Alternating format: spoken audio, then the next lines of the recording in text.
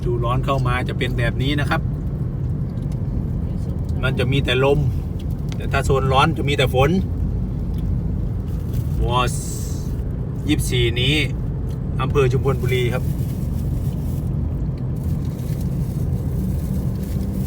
ลมแรงมากครับ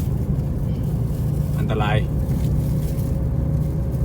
ฝากไว้แค่นี้ก่อนนะครับโอกาสหน้าเจอกันใหม่ขอบคุณครับ